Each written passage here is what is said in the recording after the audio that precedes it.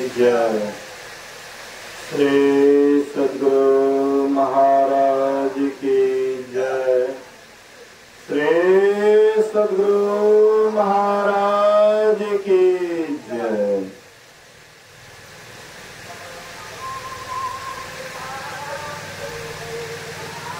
अखंड मंगलाकारं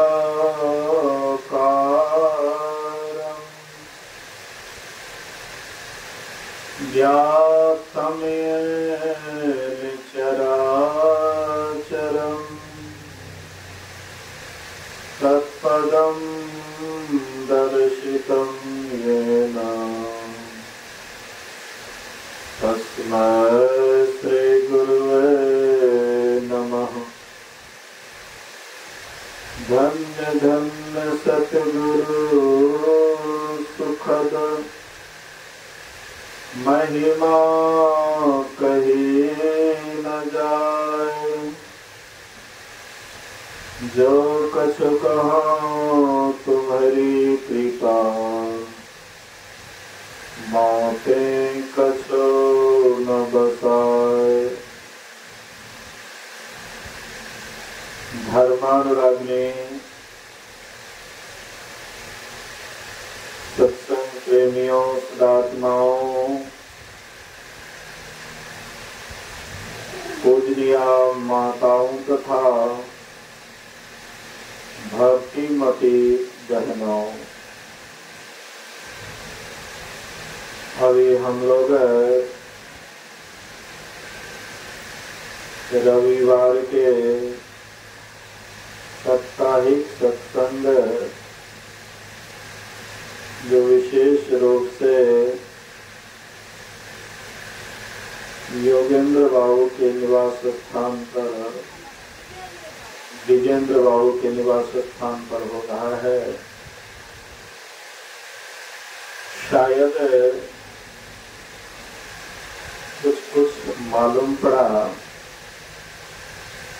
कि विजेंद्र बाबू घर से निकल गए थे और उनकी धर्म पत्नी सत्संगिनी है, सत्संग में आस्था और विश्वास रखती है। उन्होंने गुरु महाराज जी से कहा कि गुरुदेव, अगर मेरा पति नहीं लौट करके आएगा तो हम आपके तस्वीर को भी नहीं रखेंगे, क्योंकि पति बिना सुना है संसार। पति ही गत है, पति ही व्रत है, पति बिनु विपत्ति हजार, और पति बिना सुना है संसार। ऐसे तो इनके पतिदेव कुछ समझ के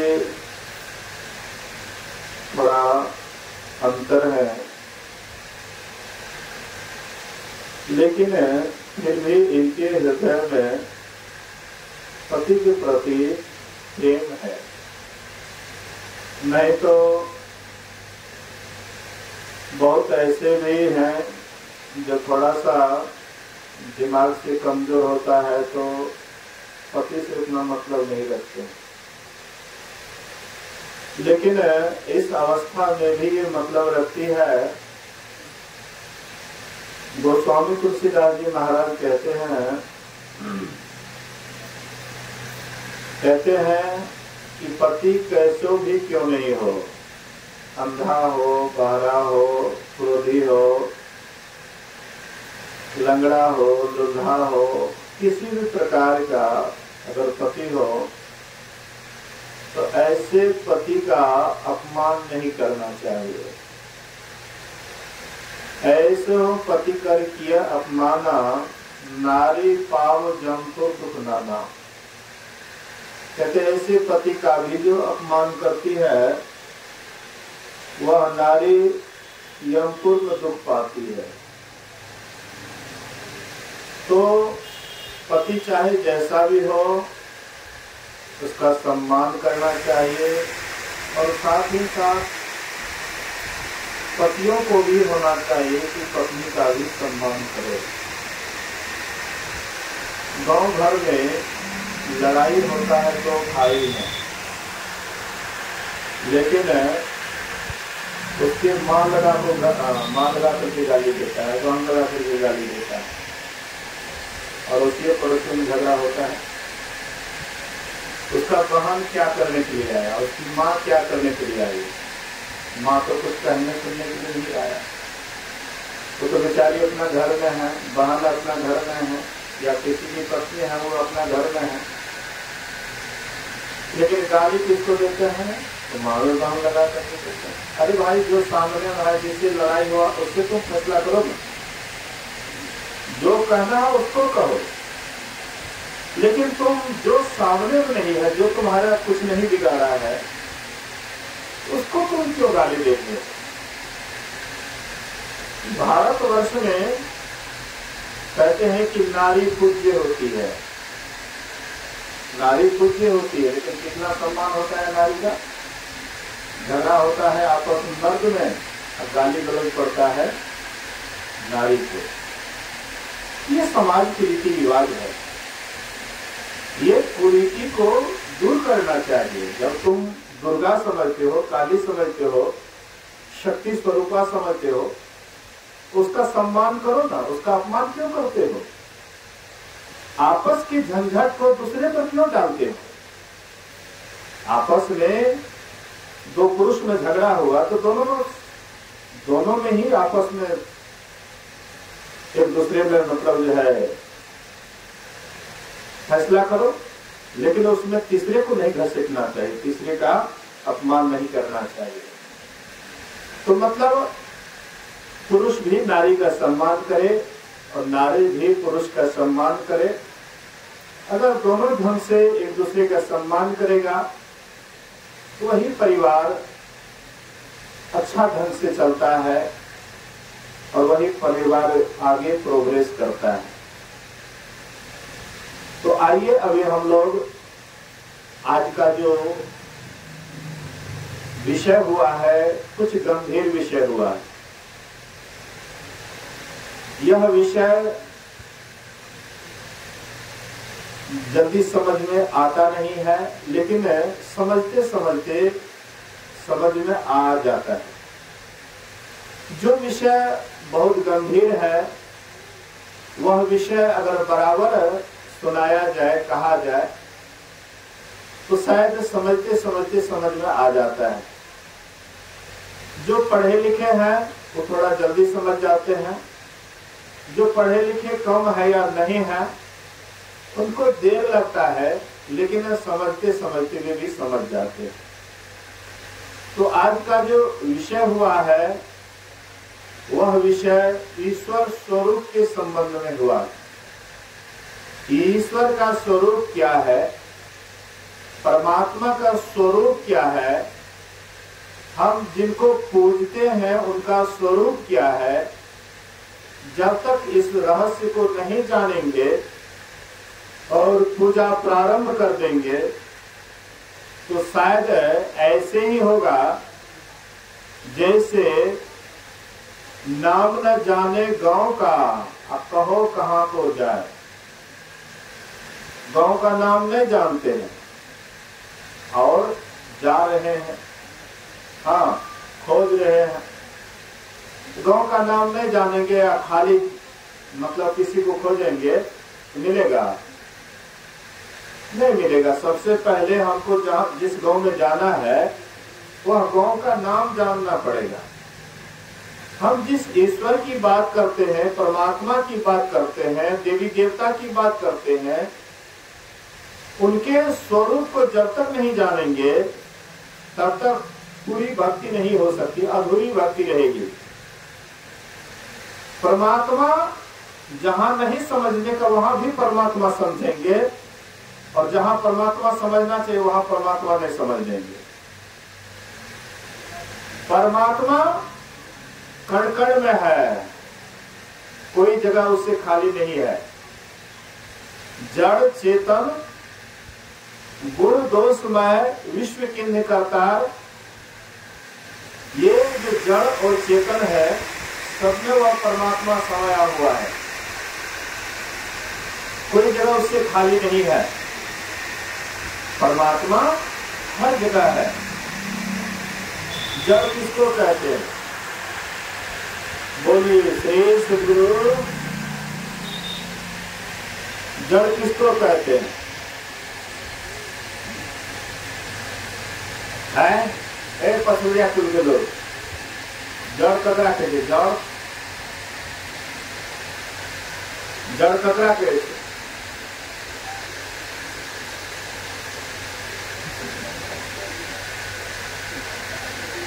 सही ना, गैस के जेल। जड़ मतलब अपने से नहीं चलता फिरता। जरा ये शरीर है, शरीर अपने से चलता फिरता नहीं है, इसको चलाने वाला कोई है ना है। इस शरीर को चलाने वाला कोई है, इसीलिए चलता है। अगर इस चलाने वाला इस शरीर से निकल जाता है तो चलता है शरीर है। मवेशी है, उसका शरीर जड़ है, लेकिन शरीर उसके शरीर में कोई चेतन है, इसलिए मवेशी हाँ खाती पीती है, चलती फिरती है। यही जो है एक पिल्लर जड़ चाहिए चेतन है। किलर जैसे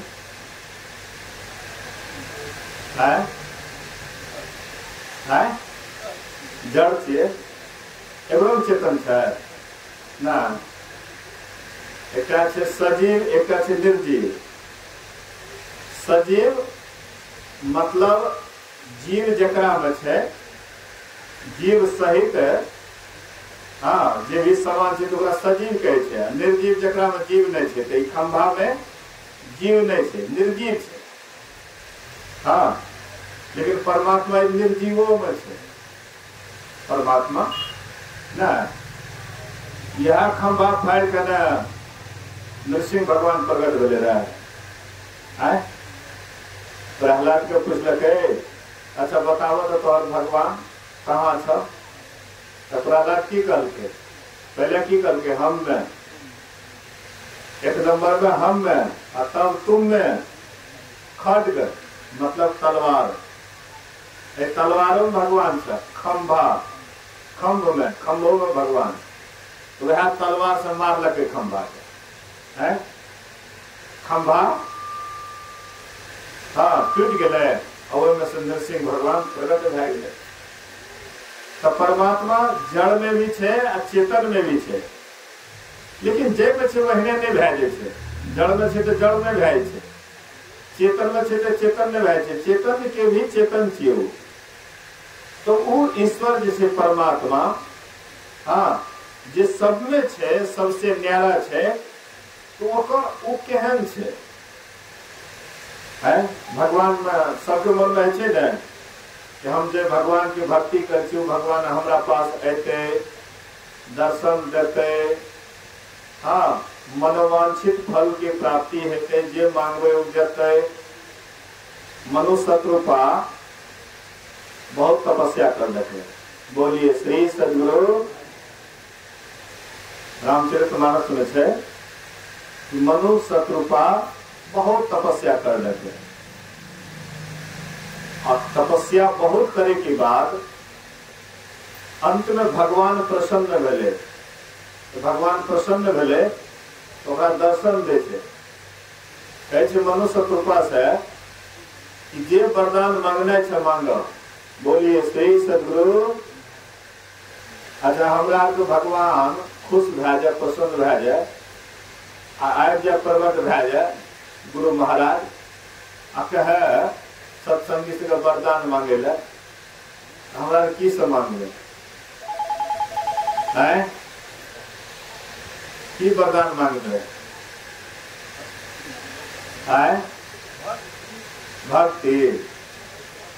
भक्ति से सब कुछ पूरा भए जेतै, घर मकान है जे मन में छे उ सब पूरा भाई के भक्ति से है। बोलिए श्री सदगुरु। कते आदमी से एक खाली भक्ति का मांगे चाहे थे और कुछ न मांगे चाहे थे, ये हाथ में देते थे जैसे केवल भक्ति का चाहिए और कुछ होना चाहिए। छोटा हाथ में होते हम जाने की नहीं। बोलिए श्री सदगुरु। मतलब है सबके अंदर में कोई न कोई कामना है, कोई न कोई इच्छा है। हमरा ई हुआ, हमरा वो हुआ, हमरा वो हुआ, ठीक है। सबके अंदर में, हमरो अंदर में है। ये देखिए दोस्त हमको बाहर किया सबके अंदर में सिर्फ हमरो अंदर में है। लेकिन सब इच्छा एक में एक चीज से सब इच्छा पूरा भै जाए एहन कोनो चीज है? पूछिए। यह एक भक्ति, भक्ति के वरदान जरा मिल जाए तो भक्ति में सब कुछ समय देते है। प्रहलाद कौन सी मांग लेते भगवान से? बोलिए श्री सदगुरु। प्रहलाद कौन सी मांग लेते? भक्ति। ध्रुव कौन सी मांग लेते? भक्ति। तो प्रहलाद का भक्ति मिले तो कौन सी की कमी रह प्रहलाद है? पूरा राजपाट कदर हो गए, नरसिंह भगवान के मृत्यु हो गए तो राजपाट कदर हो गए, प्रहलादे रोकर गए। ध्रुव जी महाराज के भी है जब भक्ति के वरदान मिले तो ध्रुव जी महाराज का राजपाट मिले ना, राजा बनले ना, की कमी रहे? जे भक्ति के अगाड़ी करके रखे छे हमरा सब कुछ मिले छे। भक्ति मतलब की मिले? सेवा। जैसे शिव के खुशी मिले वो भक्ति थी। तो परमात्मा का खुशी केना मिलते? परमात्मा कौन चीज से खुश रहते? तो परमात्मा की तरफ जेबे। हाँ बोलिए श्री सदगुरु। परमात्मा की तरफ जेबे वह एक भक्ति की में दाखिल भेले न। कोई गंगा जी के दर्शन के लिए चले तो जैसे जैसे पैर बढ़ावे छे दर्शन के लिए तो वैसे वैसे ओकर भक्ति में दाखिल है ना। कोई बोले बम जाए छे, हाँ बोलबम जाए छे तो जैसे बोलबम के तरफ मतलब पैर बढ़े के तो तबे से जैसे मतलब भोला बाबा के भक्ति में दाखिल भए गए। एना परमात्मा के दर्शन करे के लिए जो कोशिश है, जो रास्ता है, वो रास्ता पर जखनी हमरा सब चले लगलिए तो परमात्मा की भक्ति में दाखिल हुए। तो लेकिन परमात्मा के तरफ जो जेबे हमें तो सबसे पहले परमात्मा के समझावे तबे न। लोग सोचे छे कि हाँ कति आदमी सोचे छे गुरु महाराज तो मनुष्य छिए आ भोला बाबा तो छिए भगवान है। गुरु महाराज छिए मनुष्य, तू तो मर गए। राम भगवान तो नहीं मरले है, कृष्ण भगवान तो नहीं मरले, भोला बाबा तो नहीं मरे थे, वो तो अजन्मा थे। तो हमरा की मरे छिए? हमरा मरे छिए? शरीर में छुट्टी है। कोई भी छे ककरो मृत्यु नहीं छे। अगर सही सही में कहल जाए तो भोला बाबा अजन्मा छे तो हमरा तो अजन्मे छिए नहीं छिए अजन्मा है। भोला बाबा अजन्मा छिए तो जीवात्मा के जन्म भेले है, आत्मा के जन्म भेले है। शरीर के ने जन्म है, माँ पिता के द्वारा शरीर के निर्माण है, आत्मा के निर्माण थोड़े है। आज तक कोई एहन है वैज्ञानिक कि आत्मा बना लिए है? ई आत्मा जे छे ए अजन्मा छिए, एकर जन्म नहीं छे। जेना परमात्मा के जन्म नहीं छे ओहिना आत्मा के जन्म नहीं छे। तो वह यह आत्मा यह परमात्मा जे छे ई केहन छे एकरा जानबे तबे न हमें ओने चलबे। जेठिना आत्मा छे वहीठिना परमात्मा छे। हमरा कतऽ खोजे छी भगवान के? साया संसार में लोग कते खोजे से परमात्मा के, कोई बोलबम जैसे खोजे से होते से भोला बाबा, कोई राम भगवान को खोजे जैसे अयोध्या, कृष्ण भगवान को खोजे जैसे मथुरा, न गंगा जी के दर्शन करे जैसे गोमुख धाम, बद्री नारायण जैसे आदि आदि जगह से जैसे, तो वो इतना जय के बाद की परमात्मा अपेक्षा है। बोलिए श्री सदगुरु, ये शब्द उद्भुत किया कर लगे। बोलिए श्री सदगुरु महाराज की जय। गर्मी तो लागे कई बात तो जाने की लागे थे, नहीं लागे थे, उन्हें लागे सामने उठे थे। बोलिए श्री सदगुरु।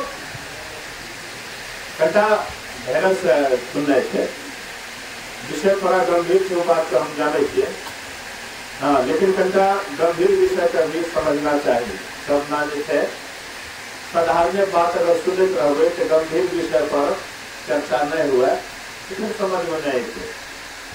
तो कहे के मतलब है कि राम कृष्ण शिव कोई भी है, तो परमात्मा जब हम परमात्मा शब्द लावे छे तो परमात्मा एक जगह नहीं है, हर जगह है,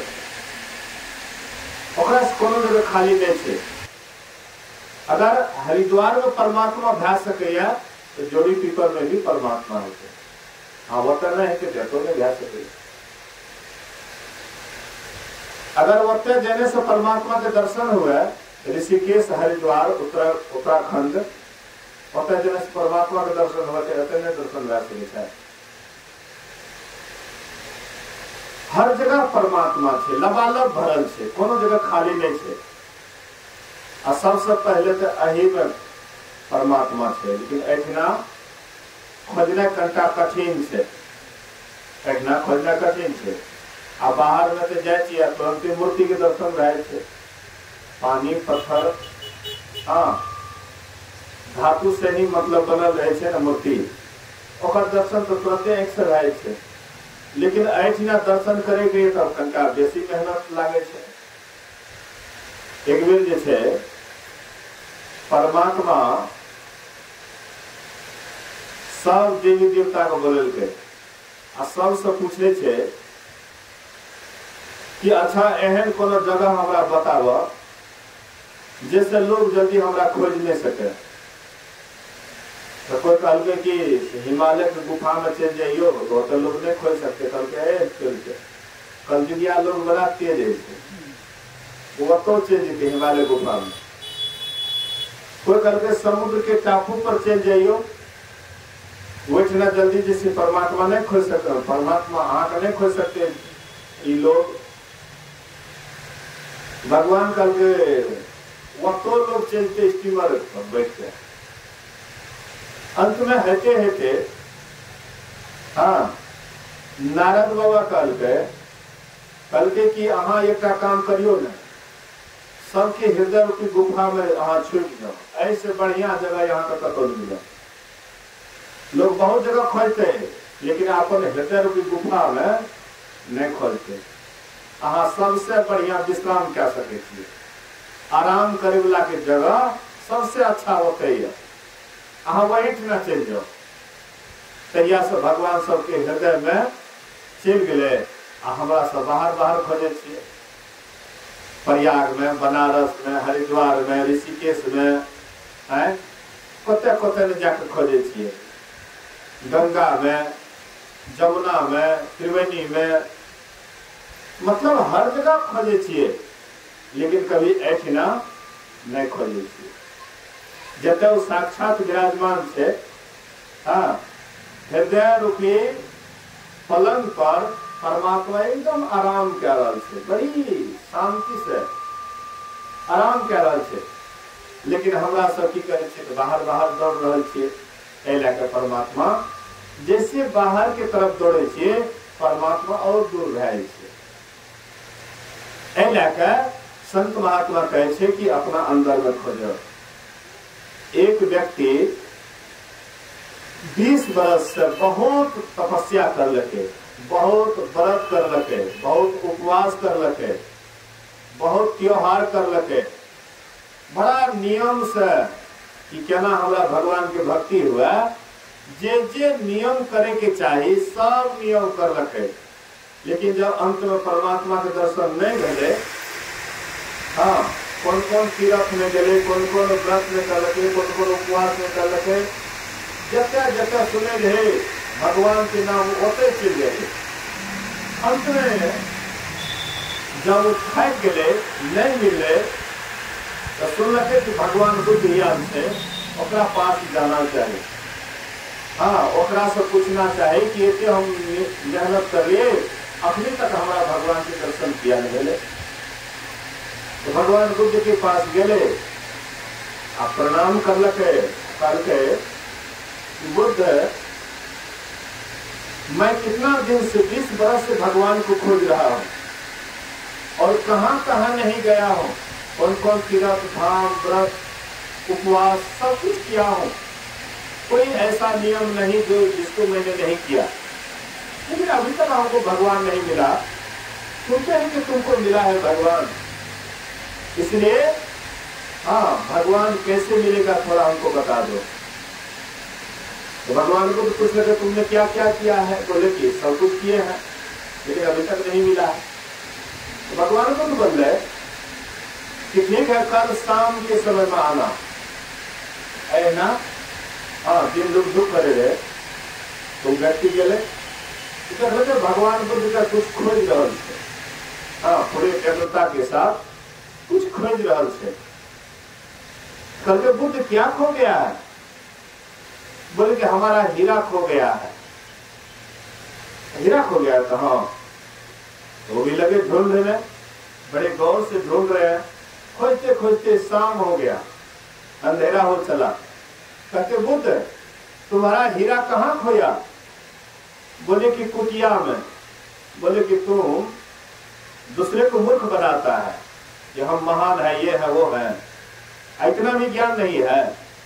तुम्हारा हीरा खोया कुटिया में, अब तू ढूंढ रहा है बाहर में जंगल झाड़ में, कभी मिलेगा। तुम दूसरे को मूर्ख बना, तू क्या भगवान का दर्शन कराएगा। हम चलते हैं। अबे रुको रुको रुको रुको, क्या बात है। बोले कैसे, बोले कि देखो, जैसे हमारे कुटिया में हीरा खोया तो कुटिया ही में मिलेगा ना, यहाँ तो जंगल झाड़ में तो नहीं मिलेगा। बोले कि ना। बोले इसी तरह से परमात्मा तुम्हारे ही कुटिया में खोया हुआ, तुम्हारे हृदय रूपी कुटिया में ही खोया हुआ है। अब तुम जो बाहर बाहर तीर्थ व्रत उपवास, हाँ, धाम तीर्थ कर रहा था, तुम तो बाहर बाहर में दौड़ रहा था, अपने अंदर में तो कभी नहीं खोजा।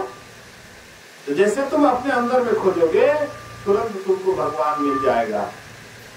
इसलिए संत कबीर साहब कहते हैं, मौको कहाँ ढूंढो रे बंदे, मैं तो तेरे पास में, नामे मंदिर नामे मस्जिद नामे काबे कैलाश में, खोज हो तो तुरंत मिल जाए है पल भर की तलाश में।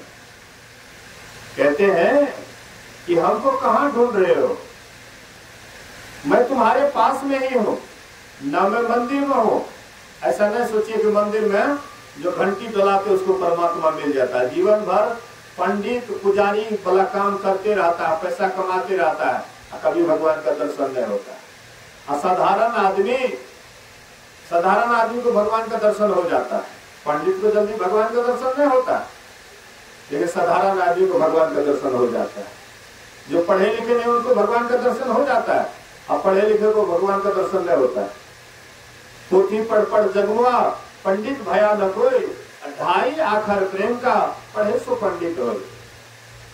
तो परमात्मा पंडित को नहीं मिलता है, पंडित से परमात्मा भागते हैं कोसों दूर। पंडित से डर होता है परमात्मा को, सोचता है कि पंडित के ठेले में पड़ेंगे तो हम भी यहीं ओझरा जाएंगे। इसलिए नाम है मंदिर नाम है मस्जिद, परमात्मा मस्जिद में भी नहीं है। मस्जिद बना लेते हैं तो क्या सोचते हैं कि वहां पर अल्लाह बैठा हुआ है? अल्लाह बहरा हो गया है कि खूब जोर से अजान देता है? अल्लाह को कान बहरा हो गया है? खूब जोर से घंटी डुलाते, क्या परमात्मा नहीं सुनता है आपकी आवाज को? ये बाहरी आइडल से परमात्मा कभी नहीं मिलते। नाम है मंदिर, नाम है मस्जिद, नाम है काबे कैलाश में, नाम है काबा में हो न कैलाश में हो, लेकिन खोज यहाँ पर तुरंत मिल जाएगा। अगर तुम प्रेम से, श्रद्धा से खोजोगे, एक पल में तुम्हारे अंदर में तुरंत परमात्मा का दर्शन हो जाएगा। लेकिन वह श्रद्धा प्रेम होगा, जब तक नहीं होगा तब तक परमात्मा नहीं मिलेगा। एक बार गुरु नानक देव से मुसलमानों ने कहा कि चलो नमाज पढ़ने के लिए।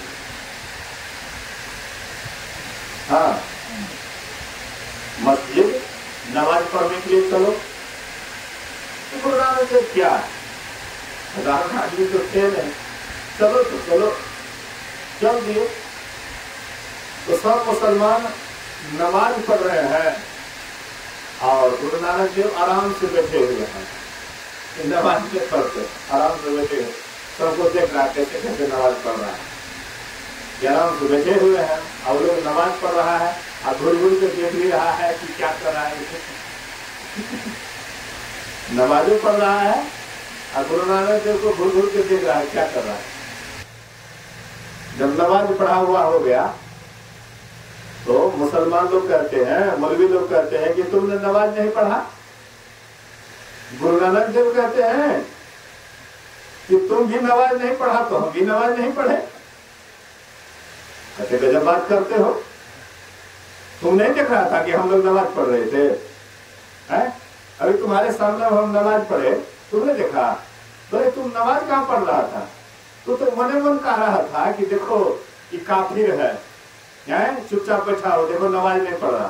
तो तुम्हारा ख्याल नमाज पढ़ने पर थोड़े था, तुम्हारा ख्याल तो मेरे ऊपर था, ये नमाज नहीं पढ़ता, ये काफिर है? अब तुम्हारा जो नवाब है, तुम अपने नवाब से पढ़ो, पूछो कि काबुल में घोड़े का खरीद बिक्री कर रहा था। ये घोड़ा का क्या दाम है, इसका क्या दाम है, उसका क्या दाम है, ये काबुल में घोड़े का खरीद बिक्री कर रहा था। पूछो तो उनसे। तो गया नवाब साहब के पास, नवाब से पूछते हैं कि आप क्या सोच रहे थे नमाज पढ़ते समय में? बोले कि बात सही है कर रहा है। बैठा तो था नमाज पढ़ने के लिए, लेकिन मन काबुल में घोड़े का खरीद बिक्री कर रहा था। सोचिए, ये दिखावे से काम नहीं चलेगा। अभी देखिए, जहां पर 5-10 मुसलमान होते हैं वहां पर तुरंत मस्जिद बन जाता है, और शुक्रवार के शुक्रवार पूरा भीड़ होता है मस्जिद में। लेकिन क्या हो जाता है, इससे बड़ा भक्त हो जाता है, वहां पर भी मीटिंग सीटिंग चलते रहता है, किसको कैसे दबाना है, किसको कैसे क्या करना है। वहां पर भी कुछ ना कुछ राजनीति वाला बात, एक दूसरे को गिराने वाली बात, एक दूसरे की निंदा, एक दूसरे की शिकायत, ये सब क्या है? ये सब भक्ति का लक्षण नहीं है। भक्ति का सही जो लक्षण जिनमें आ जाता है, उसका एक अलगे विचार हो जाता है। उनको भीड़ भाड़ पसंद नहीं होता। लोग नमाज पढ़ते हैं तो वो अलगे जाकर के एक कोना में जाकर के इतना मगन हो जाते हैं।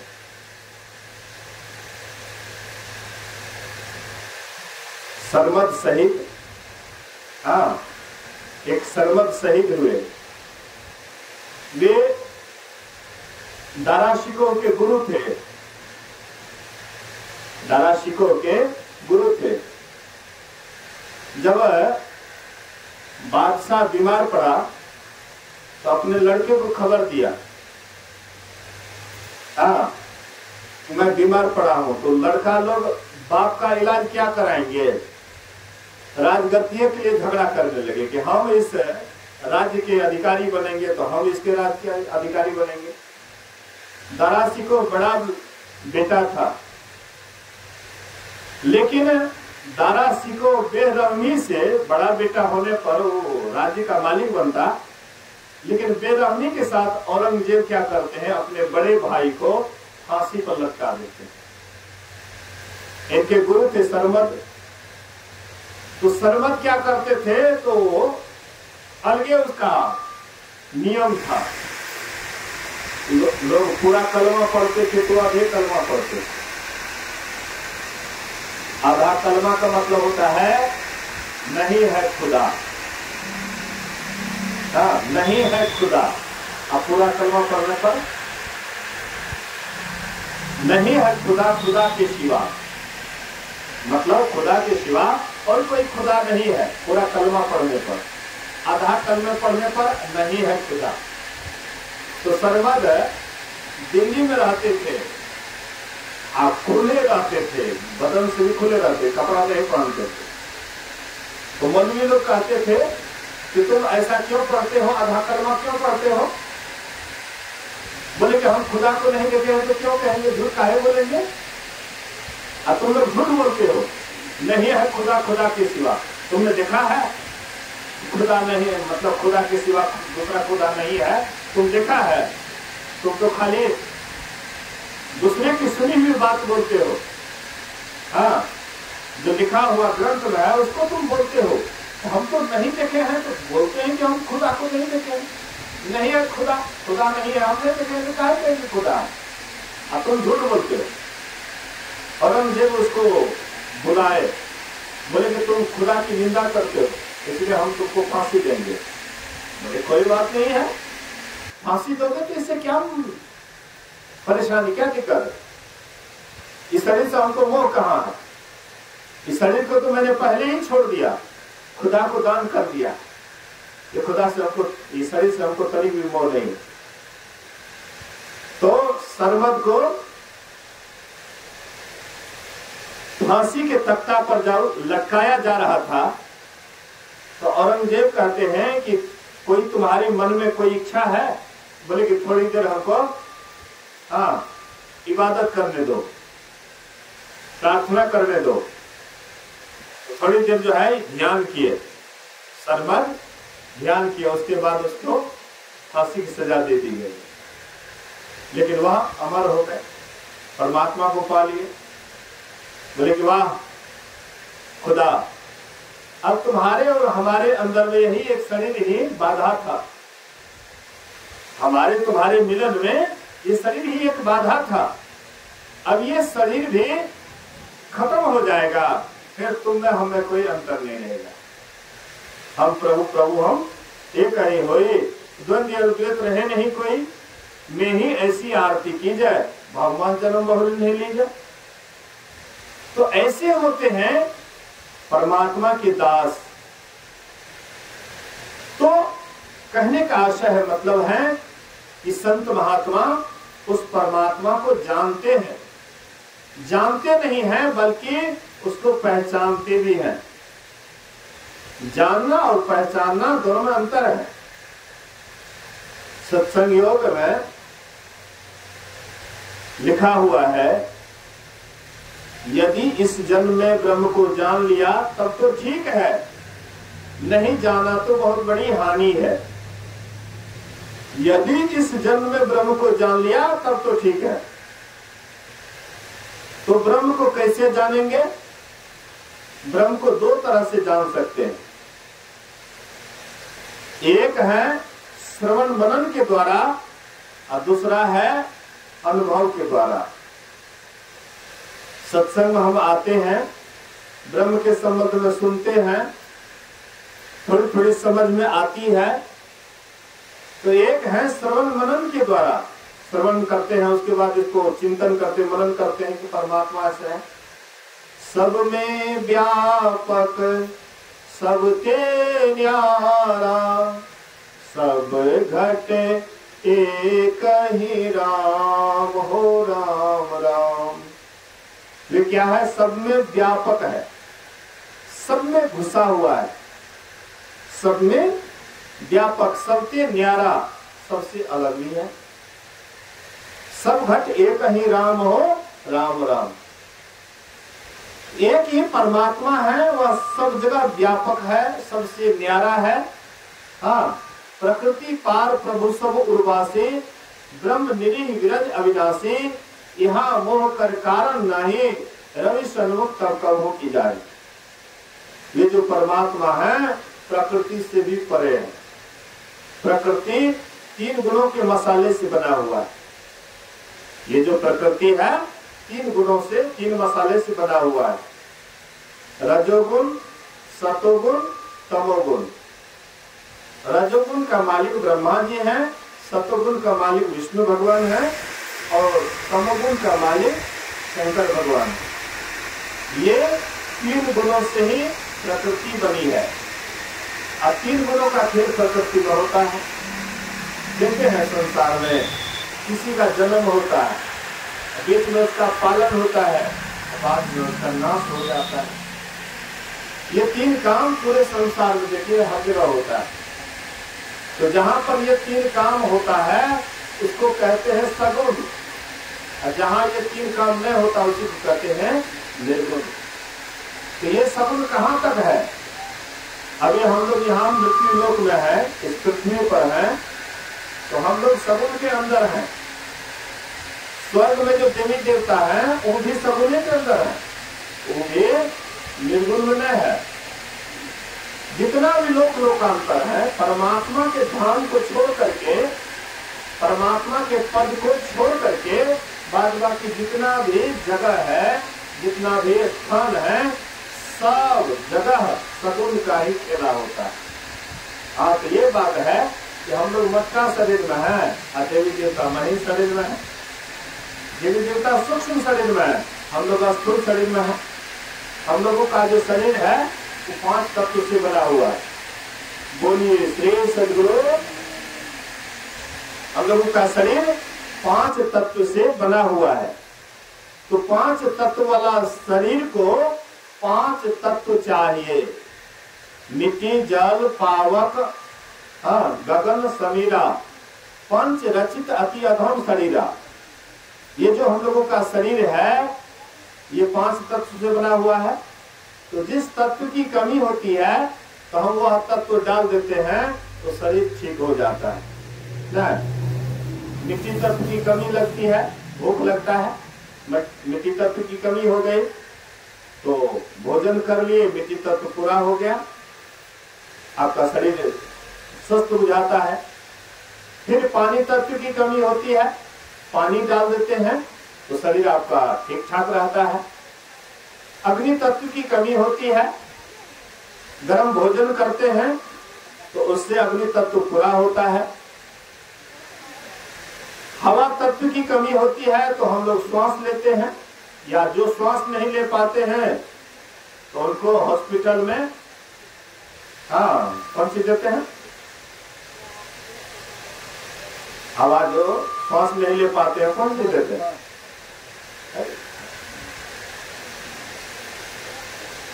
ऑक्सीजन, उसको ऑक्सीजन देते हैं। वो भी एक हवा का ही काम करता है, हवा का पूरा करता है। और आकाश, ये 5 तत्व से शरीर बना है। तो देवी देवता का शरीर 5 तत्व से नहीं बना है, इसलिए उसको भोजन नहीं चाहिए, पानी नहीं चाहिए। लेकिन हम लोग क्या करते हैं, भोजन चढ़ाते हैं, भोजन पुआ पकवान चढ़ाते हैं देवी देवता को। वे पुआ पकवान नहीं खाते लेकिन उसका सुगंध लेते हैं, सूक्ष्म शरीर से उसका सुगंध लेते हैं। लेकिन स्थूल शरीर रहेगा तब नहीं खाएगा। स्थूल शरीर में वे नहीं है, सूक्ष्म शरीर में है। सूक्ष्म शरीर से सूक्ष्म गंध लेते हैं। सूक्ष्म शरीर से 5 चीज लेते हैं, रूप, रस, गंध, स्पर्श, शब्द। ये 5 विषय का वे भी आनंद लेते हैं। कौन? देवी देवता। तो जितने भी देवी देवता हैं या जहां तक लोकांतर हैं, सबके सब सगुण के ही अंदर हैं। ये सगुण से जब आप हम साधना करके निर्गुण में चले जाते हैं, निर्गुण में कोई गुण नहीं, इधर वाला 3 गुण, लेकिन कोई गुण नहीं कहिएगा तो सो बात नहीं है। उसी के गुण से ये गुण भी काम करता है, निर्गुण के ही बल से सगुण काम करता है। अगर निर्गुण हट जाए तो सगुण किसी काम का नहीं रहेगा ना। एक डब्बा है सोने का, है सोने का डब्बा है, और डब्बा में उससे भी मूल्यवान रत्न भरा हुआ है। सोने के डब्बा में हीरे जवाहरात भरा हुआ, तो देखते हैं डब्बा सोने का है, लेकिन उनके भीतर में उससे भी कीमती रत्न भरा हुआ है। ऐसे हम आपका शरीर भी मान लीजिए सोना है, लेकिन इनसे भी विशेष रत्न इनके अंदर जो निर्गुण है वही भरा हुआ है, इसलिए सगुण काम करता है। हाँ, इसलिए संत महात्मा कहते हैं कि सगुण में रहते हुए निर्गुण की तरफ चलो। निर्गुण का दर्शन कैसे होगा? निर्गुण का दर्शन, सगुण को तो देखते हैं आंख से, लेकिन निर्गुण को तो आंख से नहीं देखते हैं, उसको कैसे देखेंगे? तो जैसा जैसा मतलब जो है दृश्य होता है, उसी तरह का दर्शन करने वाले भी होना चाहिए।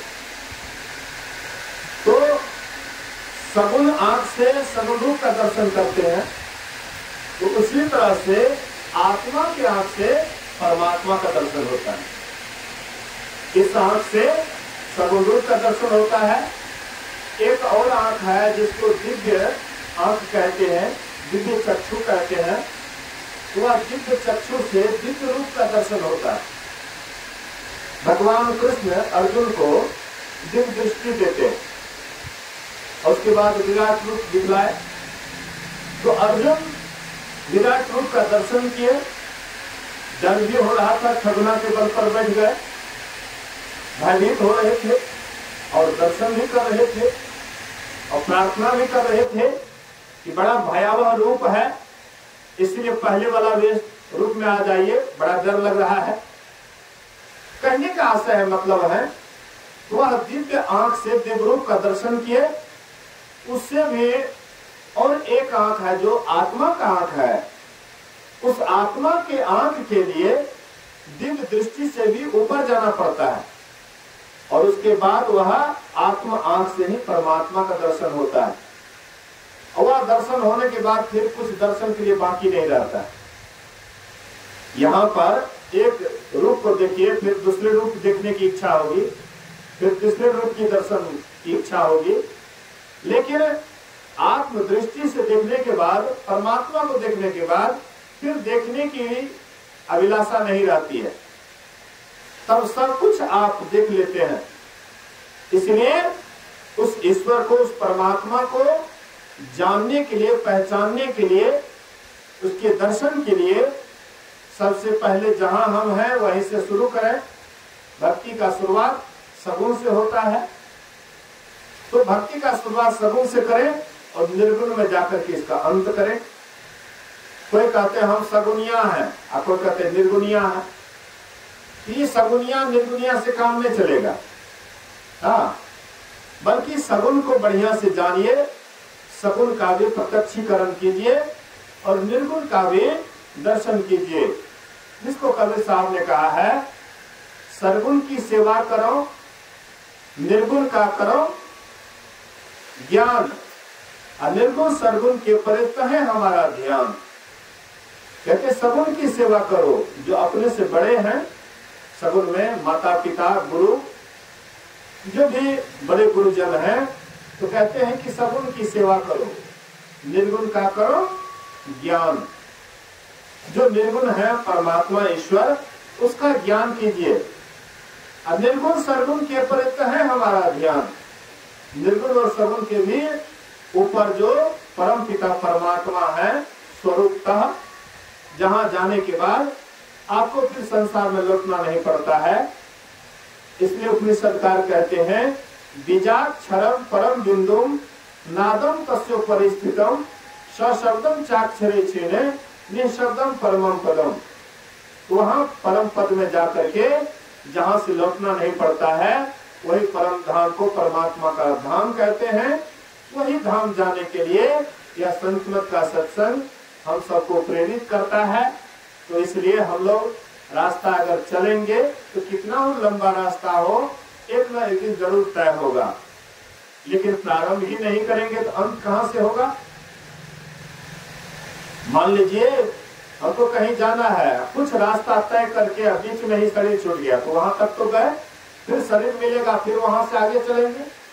ऐसे भक्ति में भी आप इस जन्म में जितना ध्यान भजन किए, जहां तक आपका सफर हुआ, वहां जाने के बाद फिर अचानक आपकी शरीर छूट जाएगी, तो वहां से फिर आपको परमात्मा मनुष्य का शरीर देंगे और फिर वहां से आप प्रारंभ करेंगे। फिर और आगे चल करके हो सकता है कि बीच में फिर शरीर छूट जाए।